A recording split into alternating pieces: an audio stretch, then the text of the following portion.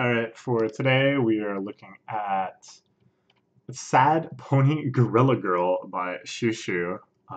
This is from the album A Promise, which I think is probably my number one most depressing album of all time. It really feels like it is just ripping the inside of my brain to shreds.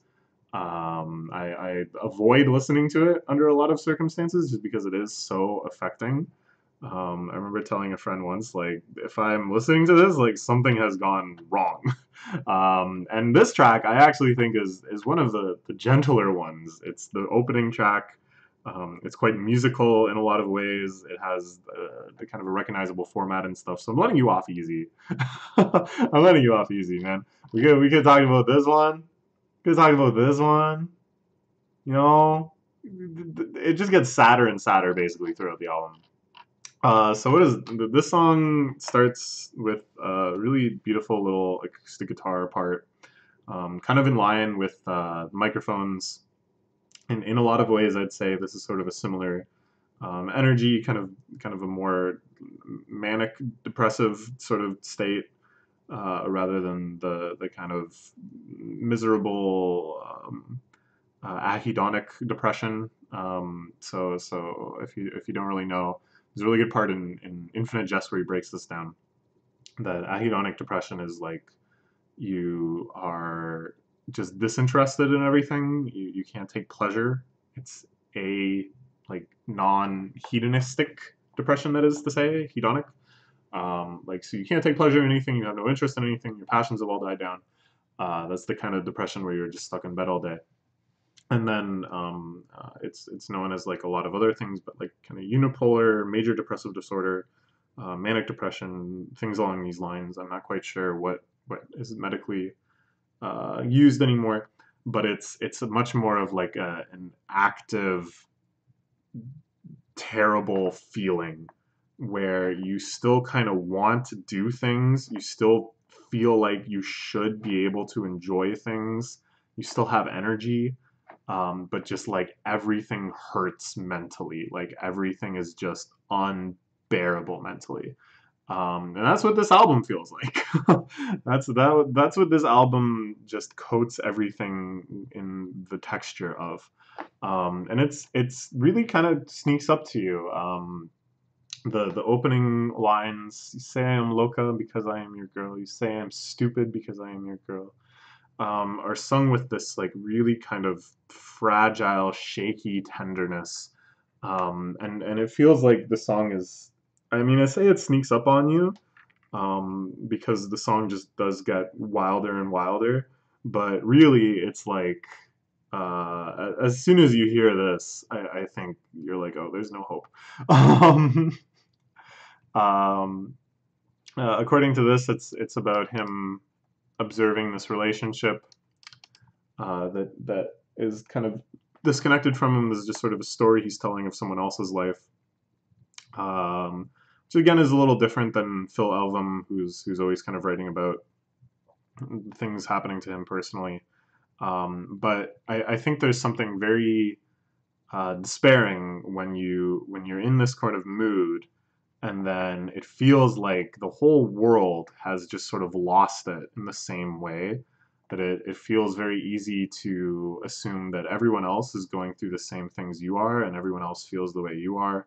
That every relationship you see seems to be falling apart. All the news you read seems to be bad news, which it likely is.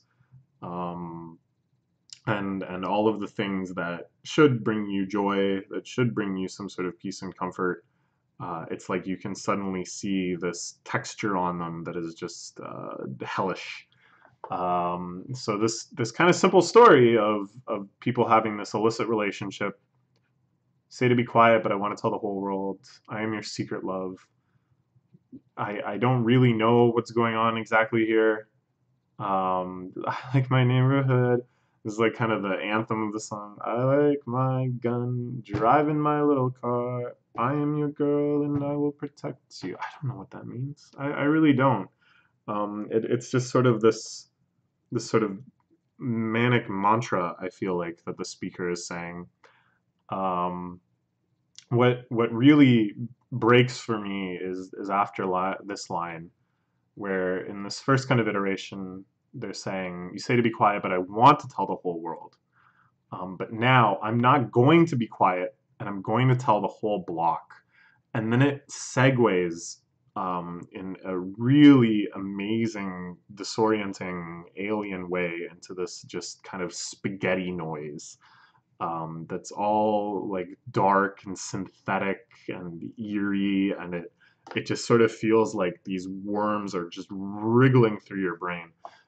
It's so impressive, and I'm so impressed with this album's ability to have these really kind of abrasive, unapproachable aspects, and juxtapose them with really beautiful, minimal kind of acoustic guitar work or other kind of typical rock band arrangements.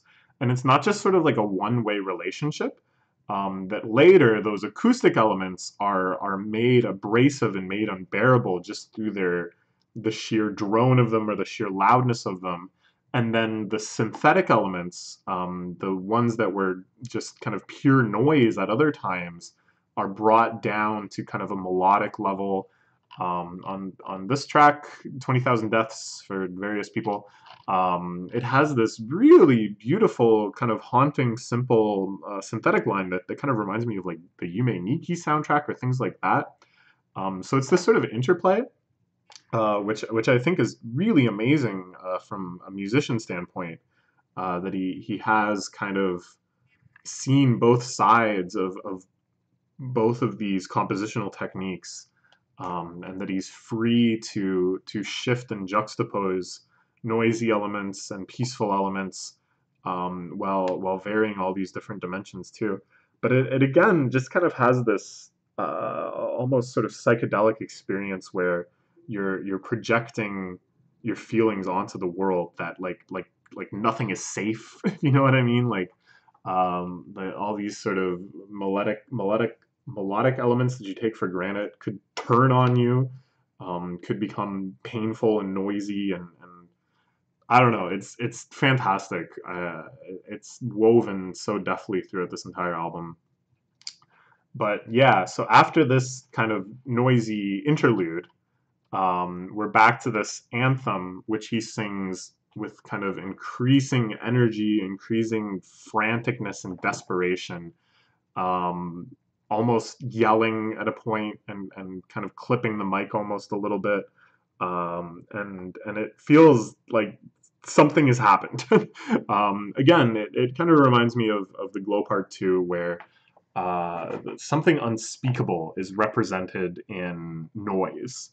And then the lyrics afterwards make reference to that event, and it's sort of up to you to puzzle out what was passed unsaid. It's yeah, I don't know, man. This is the opening track. It gets more and more brutal. This song especially. It's a cover of oh, Tracy Chapman. I cannot hear this song anymore. I can't hear the Tracy Chapman version anymore. I can't hear the cheesy remix that they used to play at the Board Game Cafe, where I would go to Smash Bros. Tournaments sometimes. It just hurts too much. It just hurts too much to listen to these lyrics anymore. Yeah, it's quite the album. Don't check it out. If you value your mental health, maybe don't. But if you want to, if you really want to put yourself through it, it's a one of a kind experience. I like a lot of other Shushu albums. I like his music in general. I think he's a fantastic musician and just a genius. But this album, A Promise, is in my opinion his masterpiece. Anyways, yeah, it's a good one. Depressing Music Week. We're which one was this? We're over halfway done now. There's still more to come though. Okay, see you next time.